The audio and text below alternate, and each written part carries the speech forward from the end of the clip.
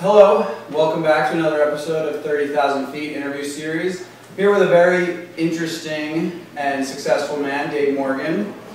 Dave is a media visionary, built a number of successful businesses, one of which I used to work for. Thank you. Great to see you. Well, thank you. Yeah. TACODA actually invented and pioneered behavioral targeting, which is an online ad network. We ended up selling to AOL for just under $300 million. So, pretty successful exit.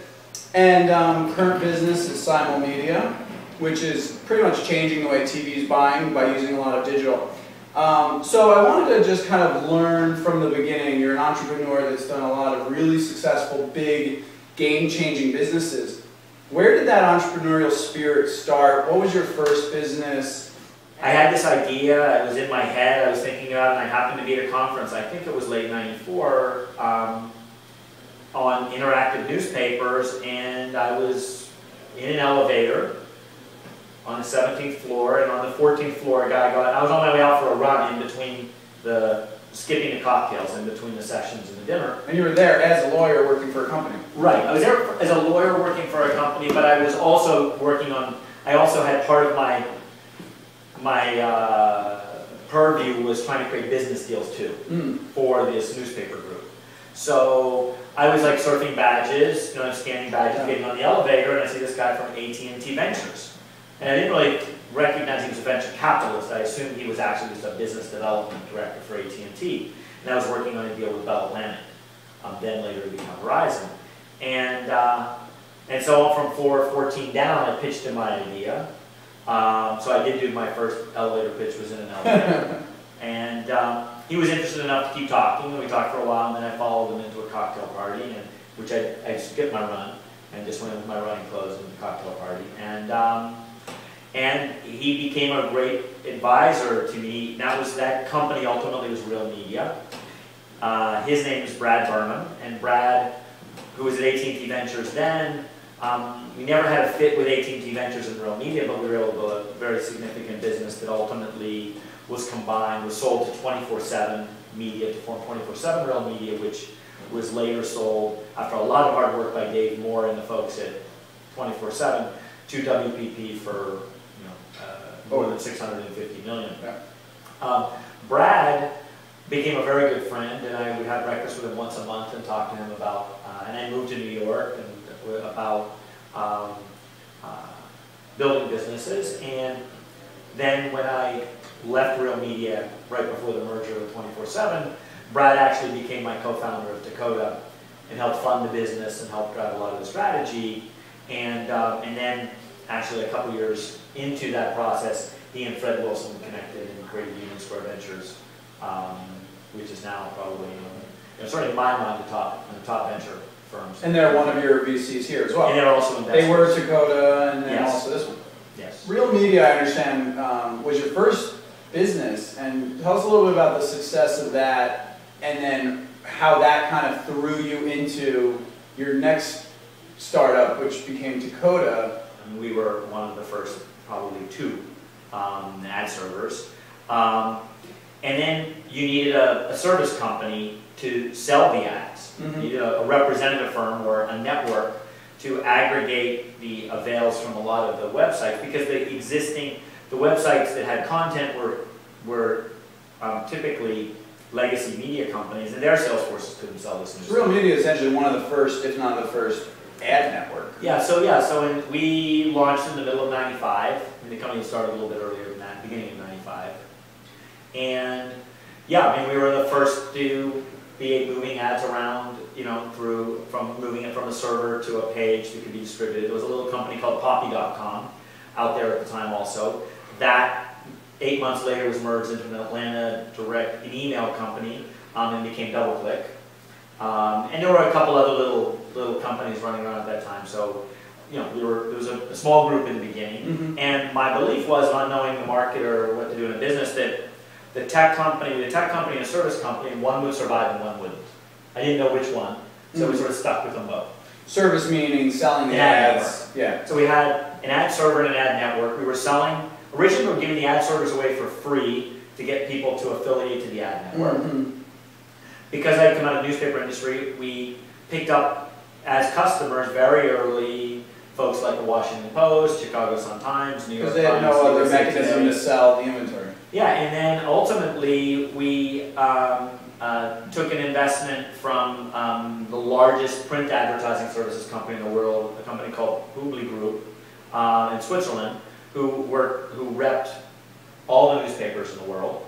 And so we were able to leverage that, and we ultimately had our ad service in virtually every major newspaper website in the world, whether that was the New York Times or the Times of India or the Times Picture. You were traveling all over the world. Yeah, I was spending, I mean, after a few years in, I was single at the time, I was spending probably a quarter of my time, a third of my time outside of the U.S. Our business was bigger outside of the U.S. than in the U.S. We, by 2000, had probably about 600 employees.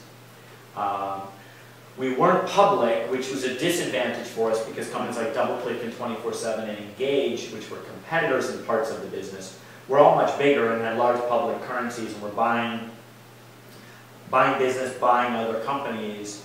So we really fought to own top market positions in secondary markets. That's a crazy experience to be your first business. What did you learn from that you then parlayed into building TACODA, which was incredibly successful, sold for several $100 million, and then now Simulmedia?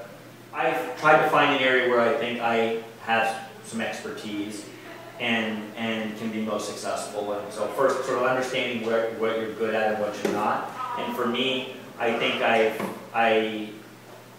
I'm pretty good at understanding the intersection between media, advertising, and technology, and the traditional players and the players of distribution, and what's likely to happen. And that because it's not just, oh, we have the internet, suddenly all the market's going to change. You have to sort of make guesses and bets on which pieces fall when, and how do you socially engineer a business in, not just electrically engineer a business in. Two, I've learned managing people's hard.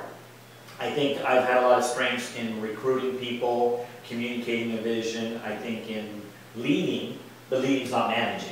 And so I've really worked over the course of these businesses both to make sure I'm well supported by people who are strong managers, and are strong managers in a culture that I'm creating, because the one thing you can try to change yourself a lot, or you can just say, hey, I'm a given in my company until I take myself out or I'm taken out. So I'm going to try to find people to complement me.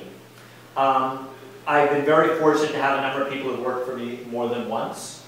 I think probably at least a third, 40% of the Simulmedia team has worked at TACODA or Real Media.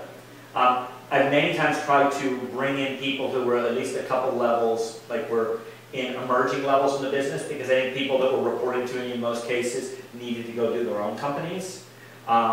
But you wanted to find people that haven't done the bigger jobs before. And so in recruiting, I've always looked to try to hire someone into a role they've not done.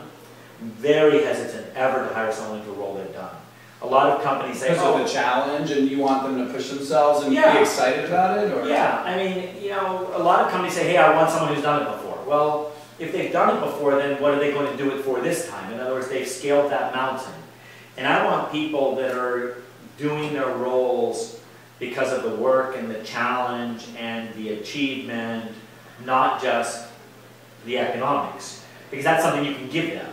I mean, in a startup, I can give them a chance to ascend. Now, once they've ascended, I either have to be able to give them appropriate rewards and next challenges, or they're going to move on. Which is different than a company where you're just looking to plug in people that have done it in other places. You think they're the expert and they're going to do it better than anyone. Yeah, and what you're really going to get is you're going to get what they did last time, and they're going to want to be paid probably more for it and probably not have as much fire in the belly. I don't want people making mistakes. I mean, that's the other thing I can give people is a tolerance for making mistakes that you make to learn. Some of the takeaways I got from this is, that moment in the elevator, you just talked to a random person and said, hey, let me give it a shot, I have an idea. That ended up being a long-standing business partner. So anyone who's in a position where they come in contact with anyone, you have an idea, go for it. Another thing is that you've learned through these businesses, from what I understand, the biggest piece of building these businesses was the people and the hiring process, and understanding your strengths and knowing where you're good and where to staff up against where you're not, and building an organization, you know, with a very clear kind of goal. And the other thing is, don't get complacent. You know, you're always looking for the next challenge, and you know, no matter what point you are in your career, you need to be doing something that pushes you. Otherwise, you're never going to be good at it because you're just not going to care enough. Yeah, that's, yeah, I'd say that's it. I think one of the biggest things I tell people, you know, particularly around the people issue, is start up front for everybody. The sooner you find that out, the better. It may not, and it also could be right at certain periods of time and not, but you know, I'm always looking for the person that steps through the door. A lot of people need to be pulled through the door or pushed through the door. Right. Very good. Okay. Thank you. You're welcome in. Dave Morgan, Simulmedia. Thank you.